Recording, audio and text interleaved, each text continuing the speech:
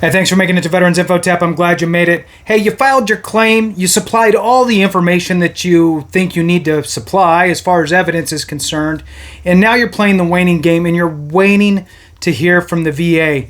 Months have went by. Every day you're curious. Hopefully you're signed on to va.gov and you can go in and check the status. And when you see it change gears into different status points, you get a little bit anxious, maybe excited that there's some movement, and you're hoping that this thing comes to fruition at some point. Then you get the notification of your C&P exam. And for a lot of us, it's a little unnerving and your heart might drop a little bit. You're excited because there's progression, but now you're not quite sure exactly what this is going to entail and what is going to actually come out of it. Are they just going to flat out tell you to kick rocks, or are they going to hook you up and send you on your way with a service connection, right? There's a lot of power in these C&P exams. So I did a video on this yesterday. It didn't quite get the traction I was looking for. I really think that this is important information, so therefore I'm doing it again. So please hit the thumbs up, subscribe, share with a friend, all that good stuff. I appreciate it. If you're not a member, consider joining. It does help the channel, and I appreciate it so much. And you get a little emblem next to your name, little kind of marquee that allows me to find you quicker in the comments so I could try to address your questions or comments. So with that, let's jump into it. The C&P exam, compensation and pension exam by the VA or by a contracted provider, is typically they're not trying to diagnose you. Because ideally, you've already provided a diagnosis from a medical provider. So they already have that. Usually what happens is the VA has your claim and they look and they're basically looking at it going, okay, well, it looks like this is probably going to be service connected, and they got the diagnosis and everything's there. But what happens is they're looking at your information and they're thinking to themselves, well, where do they rate? What is the actual rating that we should assign to this person for their condition? Their specific condition, or your specific condition that you filed for, might have 2 or 3 or 4 different ratings that could possibly come from that service-connected condition. So, for example, like mental health, right? 10, 30, 50, 70, 100. Or GERD, 10, 30, 60. Or migraines, 10, 30, 50. So it really just depends. Or let's use tinnitus, right? That's a fun one. It's 10%. That's it. It doesn't matter how bad it is. You either have it or you don't, and it's 10%, and that's it. So what the VA is trying to do for the conditions that have these multiple rating opportunities is figure out the severity of your condition. So then they can look in their book of the schedule of ratings for that specific condition. Then they send you to the C&P exam with a doctor who's essentially filling out a DBQ, disability questionnaire, which just puts it in a nice format for the VA. Now, there's a couple different ways that you can approach this. You could front load the VA with the applicable information that they need. Sorry for the blue screen. So you could front load it with the information that they need. And what I mean by that is you could go into the schedule of ratings, find your condition, and quite frankly, many of the lawyer firms out there that work with veterans for a fee will post this stuff up on their website so you can get it there as well. So if you were to Google search condition X, right? Let's say it's GERD, VA rating schedule. There's going to be 15 different lawyer firms or more that have a page on their website that addresses GERD and the VA's rating schedule for GERD. What you do is go find the percentages in that webpage or go directly to the schedule of rating on the VA's site, which is what I do, but it's kind of cumbersome if you're not used to doing it. So find the VA rating schedule for your condition and read it. I suggest always to people I talk with is start at the lowest one, read it. If you meet that, awesome, great, you meet that percentage. Let's say it's 10%. Then read the next one. If you meet everything in that, and oh, by the way, it's filled with medical jargon.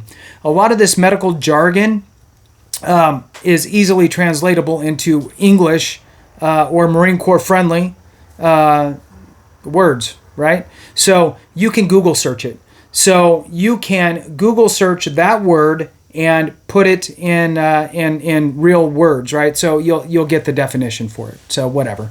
Difficulty swallowing is not called difficulty swallowing in the schedule of ratings for GERD, gastroesophageal reflux disease. So Google search whatever you can't understand, which for me, it was like half the damn things in the GERD rating. So do that. And once you know, if you meet all of those things, then great, move on to the next one. And if you don't meet all those, then back down to the one you meet everything on. If that's a 30%, it's a 30%. Now you know what the VA is actually looking for. And most importantly, what the VA rater is looking for in your medical records or from the C&P exam in order to give you the appropriate rating.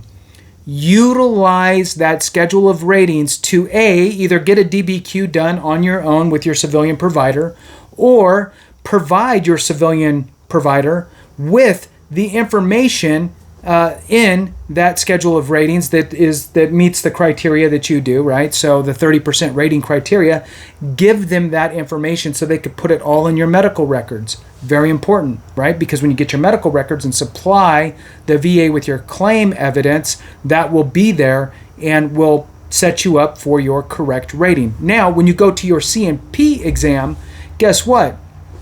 You need to take that same information with you. Now, hang on. If you haven't dropped off yet, hang on, because I do have one other tidbit, if you didn't watch the last video, on how people can actually screw themselves out of a service connection because they're just willy-nilly with dates. So hang on, I'll get right to that. But take your schedule of ratings information with you to the C&P exam so you could tell the C&P examiner, hey, this is really important to me, and I made notes so I wouldn't forget anything. Sometimes I miss a few things. So yes, I have this. Here, you can keep this and you could put it in the report if you want. I'd really appreciate it. This is really important to me.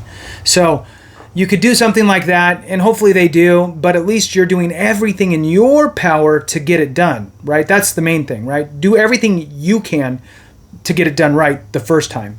So that is going to help you get the correct rating. Super important. So again, you can either get a DBQ done with your civilian provider that helps the VA, right? They're still going to get your C&P exam. You can give the information from the schedule of ratings to your civilian provider and just have them put that into your medical records and notes that you experience these signs and symptoms and durations and so forth. And you can take that with you to the C&P exam and let them know that you have these kind of side effects and signs and symptoms and durations and all that stuff in your C&P exam, and then physically hand it to them, right? What they do with it is what they do with it. But you've now done everything you could do to ensure that you get the appropriate rating, right? That's the most important piece. But here's that other thing I was going to tell you about. People will screw up. Remember that in order to get a service-connected condition, one of the requirements is that you need to prove the nexus, right? The link, unless it's a presumptive, which then they just presume that it is from your military service. Now, you need to prove the nexus, the link between the condition and your time in service, right? Entry date, exit date. You need to prove that your condition either A, manifested from or during your time in service, or is a result of your service, right? Like there was some sort of in-service event or something happened or whatever that, or some sort of exposure or what have you that caused you to have the condition, right? So, but regardless, you're tracking it all back to your time in service. Now, an example that I gave yesterday was, let's say that you joined 9.5 years ago, just to use easy numbers here, 9.5 years ago, you joined the military, and 4 or 5 months in, you're in school, and all of a sudden you started getting major migraines. You never had a migraine before in your life. Now all of a sudden you started getting migraines, just for the example.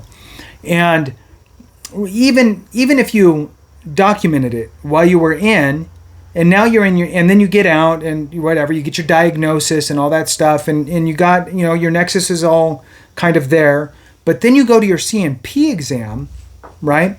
And the doctor asks you, hey, so tell me, when did your migraines first start? And you say, 10 years ago.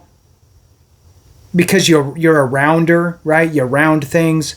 I round things all the time, when I'm talking to my wife, and I'll round to my benefit or not, right, when I need to. So, if something costs $2,000, right, it's like I'll say $3,000. Or if it's a new set of golf clubs and they cost $2,000, we'll just say, I'll say $1,000, rounding down, big rounds. But whatever, you get what I'm saying. So if you round and you say 10 years, well, guess what? That C&P examiner is not going to sit there and figure it all out and do the math and go, that was before you joined. Are you sure that's when? They're not going to do that. They're just going to write down 10 years. Even if you say about 10 years ago, they're going to write 10 years ago. Then what happens is when it gets to the rater, guess what? The rater's going to look and they're going to go, 10 years ago, joined 9.5 years ago. Oh, this was an existing condition. This was pre-existing. This is not service connected because you, as the veteran, told them, I had this before I joined, even if it's not correct, right? Now you have to try to unwind that, and it's really a big pain in the butt to try to unwind something like that. So just food for thought. It's really important, this piece of it, and that's why I'm doing another video, and hopefully this will get more traction. Please hit the thumbs up, subscribe, share with a friend, all that good stuff. I really appreciate it. Have a great one, and remember, if we don't take care of each other, something went wrong.